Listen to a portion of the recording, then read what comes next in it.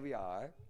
So I'm proud at the one hand that I achieved the almost impossible to do in a landmarked shop, bring in modern technology because we need to have cooling, the heating. I had to create a new kitchen. I had to create the bathrooms. I had to create everything new with something where I was not allowed to make even a hole in the wall. So that was quite complicated, but even that we mastered. And then naturally, I can't wait to have the good smell of a fresh chocolate cake in here. Oh, we can't either. So not only cakes though.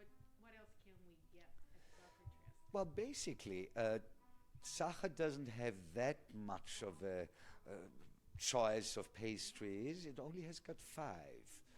Everybody here in Trieste is already saying, "Oh, so little." I said, "Listen, it's working since 150 years. So what shall I change?" You know. So we do have five different pastries in that sense, besides the famous cake in various sizes to take with, or to eat here the classic slice of Sacher cake, always very important, whipped cream. It was born like this, so I think it should be eaten like this. Then we have the same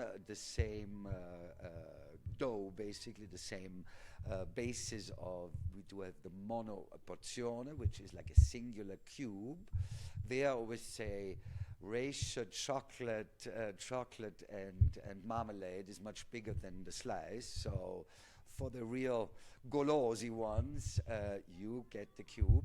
The same cube we have, it's so-called a rum or a punch cube. So it's a little bit of rum in there. Then we have something called the Gugelhupf, which also a Triestiner knows because it's also in the Triestine vocabulary.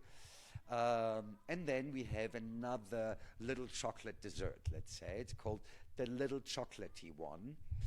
And there we are. So that's our five pastries coming always fresh from Vienna.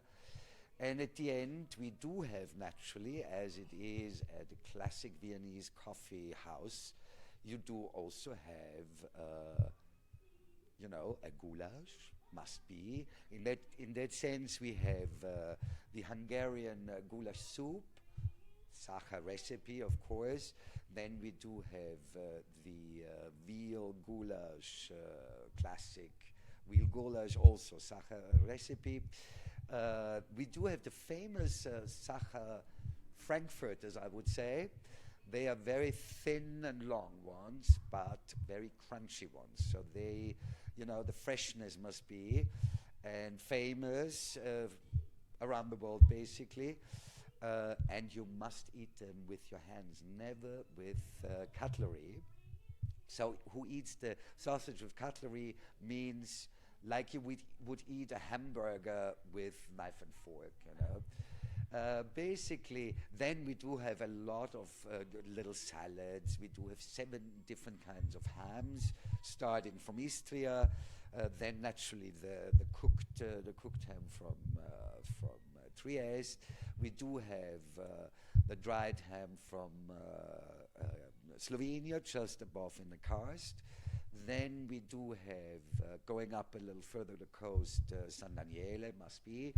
And then the king of all prosciutto is il culatello di Cibello. And then last but not least, we have the famous Sacher cooked ham with truffle and the Viennese cooked ham. So there we have a big choice of different hams. We do have salads. Yes, basically that's it for the little a little meal in between. So from dessert to fine dining to aperitivi. Exactly, aperitivo, absolutely. There we are going again. I'm a big fan of sparkling wine, let's say. Okay. There, where was it born? It was born in France, so let's go with the original. So there is a little fly here. The original, so it is champagne. Especially there I was going for small houses, so small